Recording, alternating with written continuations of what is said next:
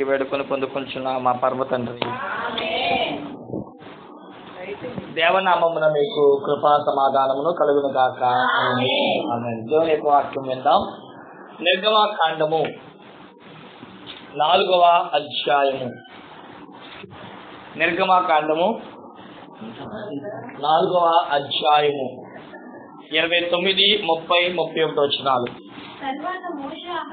తరువాత మోషే అహరోనులు వెళ్ళి ఇశ్రాయేలు పెద్దలందరినీ పోగు చేసి యెహోవా మోషేతో చెప్పిన మాటలన్నీ అహరోను వివరించి జనుల ఎదుట ఆ సూచక క్రియలు చేయగా జనులు నమ్మిరి. మరియు యెహోవా ఇశ్రాయేలును చూడవచ్చి తమ బాధను కనిపెట్టిన మాట జనులు విని తల వంచుకొని నమస్కారము చేశారు. చాలండి. చదవబడిన లేఖను మనం పరిశీలించిన వారమైతే నిర్గమకాండము అనగానే ప్రయాణం అనే విషయాన్ని మనకి తెలుసు. నిర్గమకాండము మనకి గుర్తుకొచ్చేది ఎవరంటే ఇశ్రాయేలు ప్రజలు, వారు పడిన బాధలు, దేవుడు చేసిన కార్యాలని మనం వివరిస్తూ ఉన్నాం. 430 సంవత్సరాల కష్టములో కన్నీళ్ల మధ్య కఠినమైన పరిచర్య, కఠినమైన పనిని చేస్తున్న ఈ ఇశ్రాయేలీలకు దేవుడు నీటిలో నుంచి తీయబడిన శ్రమలలో నుండి తీయడానికి సాదృశ్యంగా మోషేను ఆయన లేవనెత్తుకోవడం, మోషే యొక్క జీవిత విధానమును బట్టి ఈ దేవుని పిలుపునందుకున్న మోషే దేవుని యొక్క పనిని జరిగిస్తూ 40 సంవత్సరాలు యువరాజుగాను, మరొక 40 సంవత్సరాలు దేవుని పనివ ఆయక గొర్రెల కాపరిగాను జీవిస్తూ, మరొక 40 సంవత్సరాలు మనం గమనించిన వారమైతే దేవుని పిలుపునందుకుంటూ తన జీవితంలోనికి వస్తున్నాడు. 80 సంవత్సరాల వృద్ధుణ్ణి దేవుడు పిలుచుకొని తన పనికై వాడుకోవడానికి తన ప్రణాళికను వివరిస్తున్న మాటను మనం 4వ అధ్యాయంలో చదువుకుంటున్నాం. ఎలా వెళ్ళాలి ప్రభు అన్నప్పుడు 3 అద్భుతమైన కార్యములను చేసి దానిని వివరించి తనకు సహకారిగా తన అన్నయ్యైన అహరోనును పిలిచి ఇరువురు కూడా పరిచర్య చేయడం మనం చూస్తూ ఉన్నాం. ఇప్పుడు చదవబడిన లేఖను మనం పరిశీలించిన వారమైతే ఈ 3 వచనాల్లో కూడా 3 భావాలను మనం కనపరుచుకోవచ్చు. మొదటి భావం ఏంటి అంటే ఇశ్రాయేలీలు నమ్మినట్లుగా, ఇశ్రాయేలు జనులు నమ్మినట్లుగా సూచక క్రియలేమి గాని దేవుడు మాటలేవు గాని వివరించినప్పుడు ఒకటి చెప్పబడుతున్న మాట ఏంటంటే కష్టాల్లో ఉన్న వారందరూ కూడా ఆ మాటలు, ఆ కార్యాలు చూసి దేవుని ఉంచారంట నమ్మిక అనేది కనబడుతుంది. రెండవది, నమ్మిక ఉంచిన వారికి దేవుడు వారి సమస్యలను చూశాడు అని, దేవుడు సమస్యలను చూస్తున్నాడు అనేది కూడా రెండో వర్తమానం వాళ్ళకు వచ్చింది. ఒకటి అద్భుతాలు చూశారు, 2 దేవుడు వారి యొక్క కన్నీరు చూశాడని కౌరు విన్నారు, 3వది జనులందరూ కలిసి ఒక పని చేశారంట. అదేంటంటే మా బాధలను చూసిన దేవుడికి, మా కష్టాలు చూసిన దేవుడికి వెంటనే తల వంచి నమస్కారము చేసేది. ఏం చేశారంట? ఈరోజు నా ధ్యానాంశం అదే, బాధలను బట్టి లేదా బాధలను చూసిన దేవుడికి తల వంచి నమస్కరించేది అనే మాట.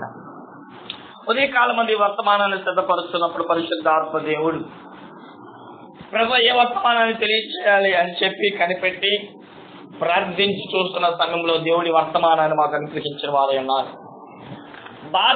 బాధపడుతున్న ఇశ్రాయేలీలను చూసిన దేవుడు ఆ సూచక క్రియలు బట్టి కనిపించింది. వారు ఎలాగ నమస్కారం పెట్టింది అని అంటే దేవుడు మాకు చేస్తాడు, మా బాధలు చూశాడు కాబట్టి, మా కన్నీరు చూశారు కాబట్టి, మేము ఆయన ఎందుకు నమ్మిక ఉంచాము కాబట్టి మేము నమస్కరించవలసిన పరిస్థితికి వచ్చింది అన్న మాటను వాళ్ళు తెలియజేస్తున్నారు. అంటే బాధల్లో ఉన్న వాళ్ళు ఇప్పుడు దేవుడిని నమస్కరిస్తున్నారంటారా? దేవుడి మీద విశ్వాసం అనేది ఉంచుతారంటారా? ఇన్ని సంవత్సరాలు లేని విశ్వాసం ఇప్పుడు చూస్తే మాత్రం ఏం లాభం అంటూ ఉంటాం. ఇన్ని సంవత్సరాలు బాధపడతా ఇప్పుడు చూశాడంటే విచిత్రంగా కూడా అనిపించవచ్చు. కానీ వీళ్ళు చేస్తున్న పని ఏంటి అంటే మొన్నదాకా ఏం చెప్పుకున్నామంటే 2 చేతులు పైకెత్తి కృతజ్ఞతాస్తుతులు చెల్లించారని. ఇప్పుడు ఆ చేతులు ఎక్కడికి వచ్చినాయంట? దేవుడు వైపు చాపి నమస్కారము పెట్టే స్థితికి వచ్చిందంట. దేవుడు ఏం పని చేశాడని, ఏం చేస్తాడని వాళ్ళు నమస్కారం పెట్టారు. ఈ రోజున వర్తమానం అది. బైబిల్ గ్రంథములో 3 చోట్ల దేవుడికి నమస్కారం చేశారంట. ఎందుకు చేశారంటే దేవుడికి వారు కొన్ని పనులు చేశారు కాబట్టి నమస్కారం అనేది చేయడం జరిగింది. ఈ రోజు నా బాధలు ఏంటంటే ఏర్పాటు చేసుకున్న ప్రార్థన కుటుంబాలకి వచ్చిన మీ అందరూ కూడా దేవుడికి నమస్కారం చెప్పి ప్రభువా ఇంత గొప్ప కార్యాన్ని చేసినందుకు వందనాలు అని చెప్పి నమస్కారం పెట్టేసి పరిశుద్ధాత్ముడు మీ అందరికీ అనుగ్రహించును గాక. దేవుడి కార్యాలు మీకును జరిగించును గాక. దేవుని వైపు మీరు 2 చేతులు వేసి జోడించి నమస్కరించే స్థితి తల వంచే భాగ్యం పరిశుద్ధాత్మ అనుగ్రహించును గాక. రండి బైబిల్లో నుంచి ఆ మాటలు చదువుకుందాం. ఏ స్థితిని బట్టి వారు తల వంచి నమస్కారం పెట్టారు ఆ స్థితిలో మమ్మల్ని కూడా నలుపు ప్రభువా అని అడుగుతూ మనం ఆ వాక్యాన్ని జ్ఞాపకం చేసుకుందాం. మొదటిగా మనం గమనించిన వారమైతే ఆదికాండము 24వ అధ్యాయం వైపు మన పుస్తకాలు తిప్పుదాం. ఆదికాండము 24వ అధ్యాయంలో నుంచి 26, 27 వచ్చిన ఈరోజు ఆ మనుష్యుడు తన తల వంచి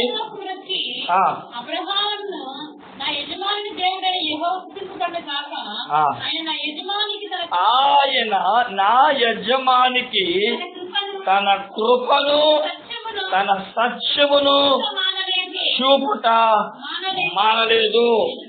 గమనించిన వారమైతే ప్రియులారా, ఏలియాజరుడైన అనగా అబ్రహాము యొక్క పెద్ద దాసుడు, ఇతని పేరు రాయలేదు కానీ చాలా చోట్ల అతని పెద్ద దాసుడు ఏలియాజరే కాబట్టి ఈ దాసుడి పేరు ఏలియాజరు అనే ఒకంత భావము అనేది చరిత్రలో పుట్టుకొచ్చింది.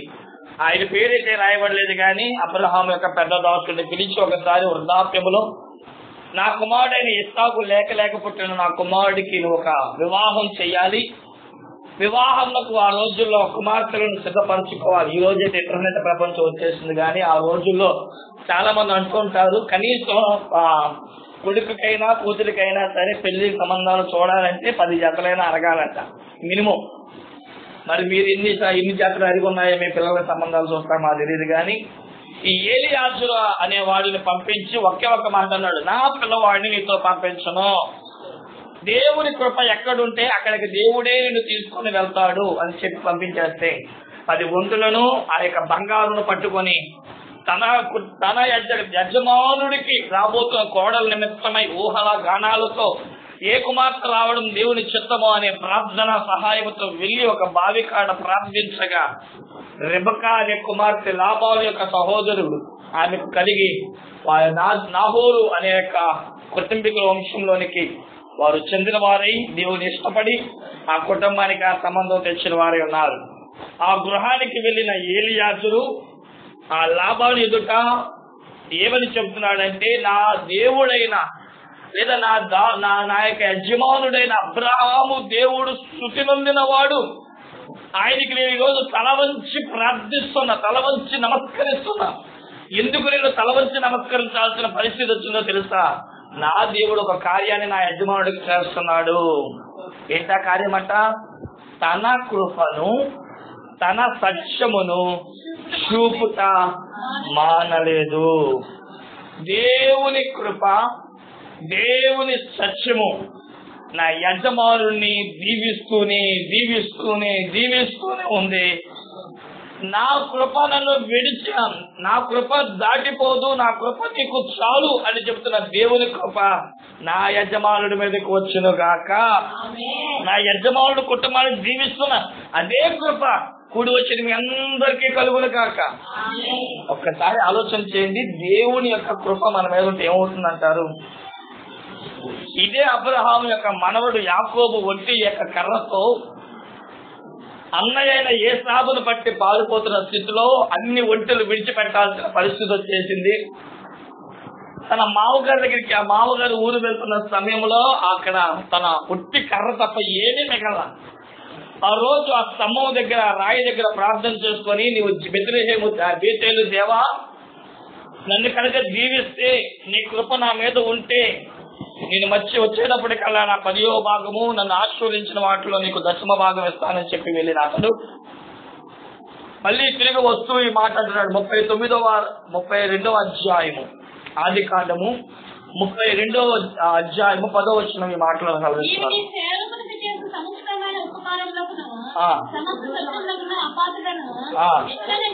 ఎట్లనగా నా చేతి కర్రతో మాత్రమే యోర్దాను దాటితేనే, ఇప్పుడు నేను 2 గుంపులైతేనే. ఒట్టి కర్రతో వెళ్ళానయ్యా యోర్దాను దాటి. ఏమిలో ఒట్టి కర్ర మిగిలిపోయింది. కానీ వచ్చేటప్పుడు ఏమొచ్చిందంటే 2 గుంపులు చేయగలిగిన 2 భార్యల చేత, 2 గుంపులు చేయగలిగిన దాస్యుల చేత, 2 గుంపులు చేయగలిగిన ఆ యొక్క ఒంటెల చేత, జంతువుల చేత, ఆస్తి చేత, అంతస్తు చేత, ఒంటి కర్రతో వెళ్ళిన నాకు దేవుని కృప తగిలింది. దేవుని కృప దిగి వచ్చింది. వెంటనే ఏమైపోయానంట? ఆశీర్వదించడం మొదలు పెట్టేశాడంట. ఇంకొకసారి దేవుని కృప ఎలా ఉంటుందయ్యా అంటే 98వ కీర్తనలో 3వ వచనం ఈ మాట అంటున్నాడు. 98వ కీర్తన 3వ వచనం.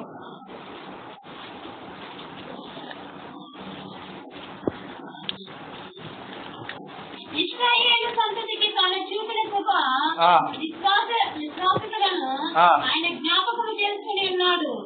భూదిగాంత నివాసులందరూ మన దేవుడు కలుగుతున్న రక్షణ చూసి, భూదిగాంత నివాసులు దేవుడి రక్షణ చూడాల్సిన కృప వచ్చింది. కారణం ఏంటంటే ఆయన కృప ఎప్పటికీ విడిచిపోలేదంట. ఆయన కృప ఎలా విడిచిపోలేదంటే ఇప్పటికి 2015 సంవత్సరాలు అవుతున్నప్పటికీ కూడా భక్తుడైన దేవదాసాయి గారు కూడా ఇజ్రాయేల్కి ఇచ్చిన దీవెన మనకి ఇస్తున్న వారై ఉన్నారు. ప్రతి ఆదివారం కూడా మనం ఒక దీవెన పొందుకుంటూ ఉంటాం. అందులో 2వ దీవెన ఏంటో చెప్పగలరా? చూద్దాం. సంఖ్యాకాండము 6వ అధ్యాయము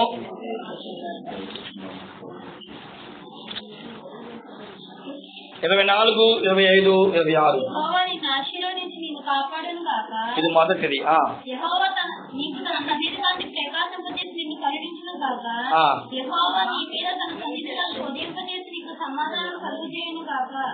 ఆలోచన చేయండి. 3 మాటలు అక్కడ సెలవిస్తున్నాడు. 1 ఆశీర్వదించి కాపాడడం, 2 సన్నిధి కాంతితో ప్రకాశింపచేయడం, 3వది సన్నిధి కాంతితో ఉదయింపచేయడం. ఈ 3 కూడా దేవుని కృపేనండి. ఈ 3 విషయాలు కూడా కలగజేయడం, ఉదయింపచేయడం, కరుణింపచేయడం, ఈ 3 కూడా కృపలో ఒక భాగమే. ఒకసారి అపోస్తలుడైన పౌలు, ఆయనకు ఒక రోగం ఉందంట. అదేంటంటే కళ్ళంతా కన్నీరు కారిపోతూ ఉంటుంది. అందుకని ఎప్పుడు ఆయన చేతిలో ఒక గుడ్డ పట్టుకుంటూ ఉంటారనమాట. ఆయన కళ్ళంతా కన్నీరు కారిపోతూ సరే తన పరిచర్య చేస్తూ ఒక రోజు వాక్యం చెప్పాలని చెప్పి నిలబడుతుంటే కళ్ళంతా కన్నీరు ఆగిపోయినాయి అంట. వాక్యం చెప్పేంత వరకు కూడా ఒక చుక్క కూడా రాలేదంట. వెంటనే వాక్యం అయిపోయిన తర్వాత దేవుని సన్నిధిలో మోకరిస్తూ 2 కొరింథీయులకు పత్రిక 12వ అధ్యాయంలో మనం చూసిన వారమైతే ఆయన అంటూ ఉంటాడు కదా, దేవుని సన్నిధిలో పెట్టి, ప్రభువా ఏంటి నాకు ఈ ముళ్ళు, వాక్యం కొరకు నిలబడుతున్నంతసేపు బాగానే ఉంటాను, వాక్యం నుంచి దిగిరాగానే యథాస్థితి నా కళ్ళంతో నీళ్లు కారిపోతూ ఉంటే నాకు ముళ్ళు కలిగింది ప్రభువా అని అంటా ఉంటే దేవుడు ఏమన్నాడు తెలుసా? నా కృప నీకు. దేవుని కృప ఏంటంటారు? రక్షించడం దేవుని కృప, దీవించడం దేవుని కృప, వర్గలు చేయడం దేవుని కృప, అడుగు పెట్టిన ప్రతి చోట నీకు సాక్షి ఇవ్వడం దేవుని కృప. ఈ రోజు వాక్యం పెట్టిన ప్రతి దేవుని జనాంగమా, ఎందుకు ఈ రోజు నువ్వు తల వంచి దేవునికి నమస్కరించే స్థితిలో దేవుడిని తీసుకొస్తున్నాడు తెలుసా? నంబర్ 1, భక్తుడైన ఏలియాజరు ద్వారా దేవుడు మాట్లాడుతున్నాడు. దేవుని కృప వచ్చిన ప్రతి ఒక్కరికి అనుగ్రహించబడుతుంది. ఆయన కృపలో రక్షణ ఉంది, ఆయన కృపలో అభివృద్ధి ఉంది, ఆయన కృపలో ఆశీర్వాదం ఉంది. అది నీకును నీ కుటుంబానికి దేవుడు అనుగ్రహించును గాక. దేవుడిచ్చే ఆశీర్వాదమును బట్టి, దేవుడిచ్చే ఐశ్వర్యం బట్టి, దేవుడు కలగజేసే సమృద్ధిని బట్టి మనం అందరం ఏం చేయాలంట? తల వంచి నమస్కరించవలసిన స్థితికి రావాల్సిన వారమేనా. 2వది మనం గమనించిన వారమైతే అదే ఆదికాండము 24వ అధ్యాయము, ఆదికాండము 24వ అధ్యాయం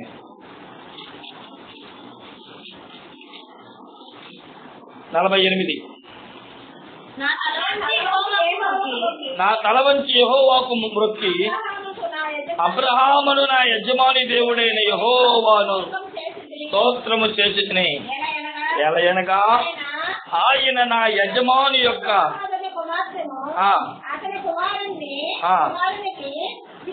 తీసుకున్నట్లు సరి అయిన మార్గమునందు నన్ను నడిపించును.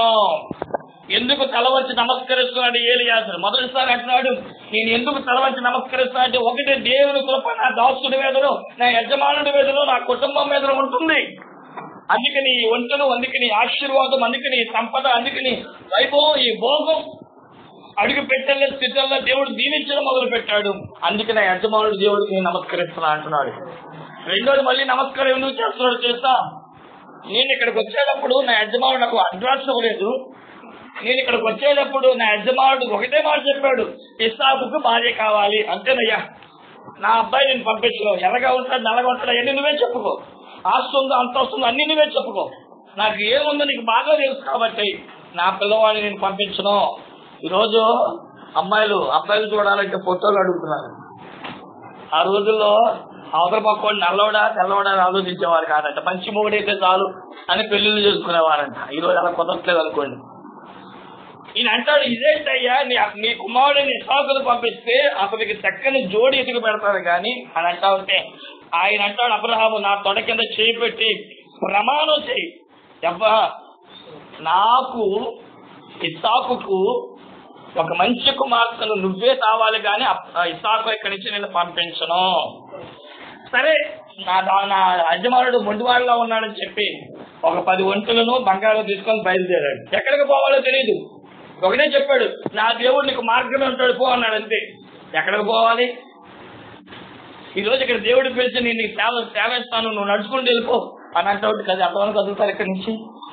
అబ్బే అమ్మ పలానా చోట మీటింగ్ రా అంటే ఏం పెడతారు, ఎక్కడికి రావాలి, అడ్రస్ ఏంటి అని అంటూ ఉంటాం. కానీ అబ్రహాం అని అడగలా.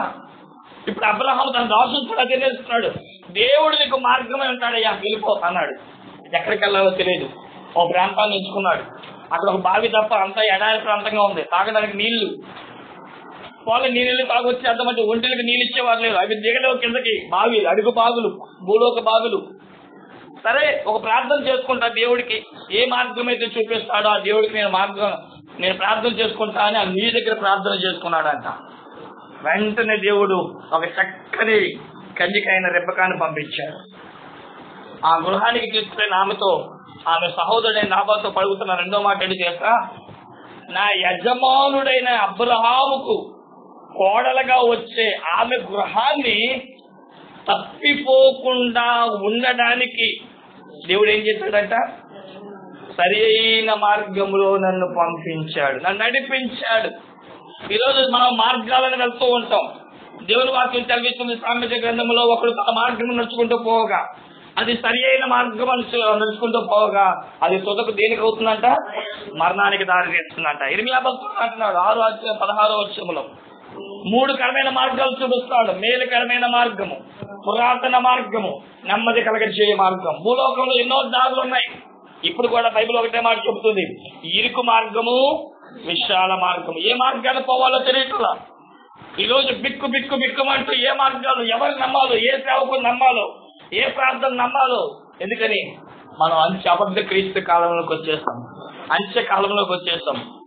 కాబట్టి ప్రియులారా, దేవుని వాక్యం సెలవిస్తుంది, నేను అడుగు పెట్టినప్పుడు ఏ మార్గం. ఈరోజు స్కూళ్ళకి పంపించాలంటే భయం వేస్తుంది. ఎందుకని అక్కడికి వెళ్ళే మార్గాలు ప్రమాదకరంగా మారిపోయాయి, చెప్పే టీచర్లు ప్రమాదకరంగా మారిపోయారు. జాబుల విషయంలో ఏ పని చేయాలన్న ప్రమాదం. ఏ మార్గం గుండా వెళ్ళాలో తెలియట్లా, ఏ చదువులు చదవాలో తెలియట్లా. ఈరోజు అయోమయ గోచులుగా మారిపోయింది పిల్లల. దేవుని వాక్యం పెట్టుదారు. దేవుని జనాంగములారా, దేవుని వాక్యం సెలవిస్తుంది, నీ కుటుంబానికి దేవుడే చక్కని మార్గం ఏర్పాటు చేసి తుదకు గమ్యాన్ని చేర్చేసి పరిశుద్ధాత్ముడి గృహముతో పాటు వచ్చిన మీకును అనుగ్రహించును గాక. ఈ పిల్లలకి దేవుడు భక్తి మార్గము చూపించును గాక. దేవుని వాక్యం సెలవిస్తుంది కీర్తన గ్రంథము 119వ కీర్తన 3వ వచనం. 119:3.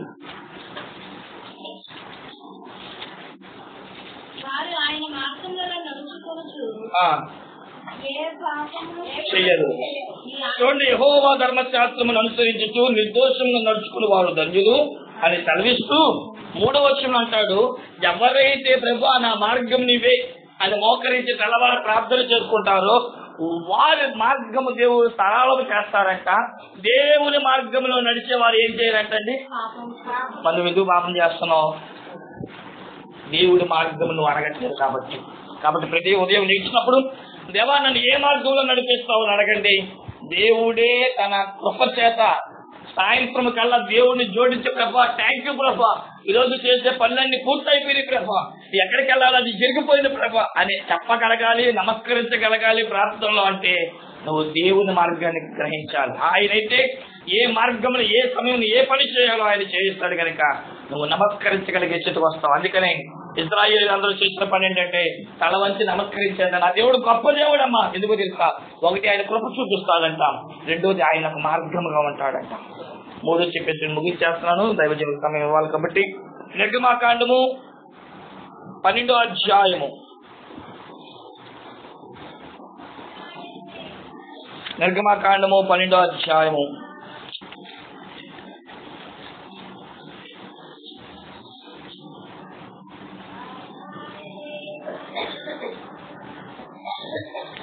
7వ వచనం.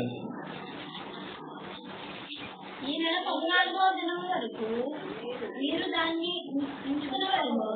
తర్వాత ఇశ్రాయేలును సంబంధించిన వారందరూ తమ తమ కూటములలో సాయంకాలం ముందు దాన్ని చంపి దాని రక్తము కొంచెం తీసి తాను దాన్ని తిరిగి ఆ రాత్రి వారు అగ్ని చేత కాల్చబడిన ఆ మాంసమును పొంగని రొట్టెలను తినవలను, చేదు కూరలతో దాన్ని తినవలను.